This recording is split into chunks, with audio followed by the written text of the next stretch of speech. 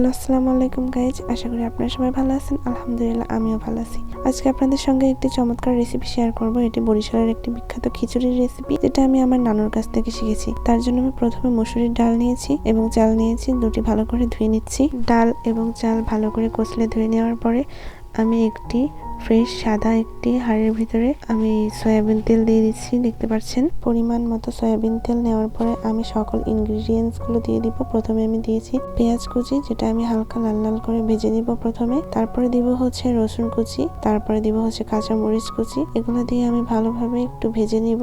এগুলো হালকা ভাজা হয়ে গেলে লবণ দিব, হলুদ দিব, তারপরে লাল গুঁড়া মরিচের গুঁড়ো দিয়েছি 2 চামচ, ধনিয়ার গুঁড়ো দিয়েছি এবং জিরার গুঁড়ো দিয়েছি 2 চামচ। দিয়ে এগুলো ভালো করে আবার একটু কষিয়ে নিব। তারপরে নিব হচ্ছে একটু পানি নেওয়ার পরে আমি কিছুক্ষণ আবার ভুনতে দিব।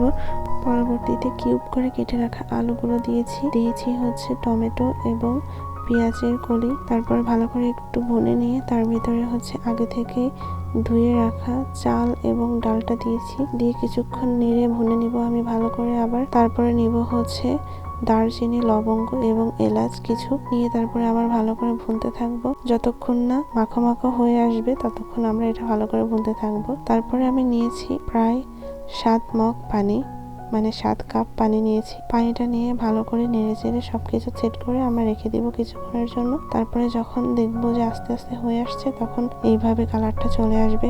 এটি যেহেতু একটি পানি খিচুড়ি বা ঝোল খিচুড়ি, এই জন্য আমি ঝোল ঝোল রাখবো। ফোড়নের জন্য আমি নিব হচ্ছে তেলের ভিতরে দিয়েছি হচ্ছে পেঁয়াজ কুচি, রসুন কুচি এবং নিয়েছি হচ্ছে শুকনা মরিচ কুচি। তারপরে কিছুটা জিরা দিয়ে ওটা ভালো করে ভেজে আবার আমি আমার খিচুড়ির ভিতরে পুরাটা ভাজি দিয়ে দিয়েছি। দিয়ে কিছুক্ষণ নেড়ে চেড়ে আমি আমার কাঙ্ক্ষিত যে খিচুড়ি সেটি রেডি হয়ে গেছে।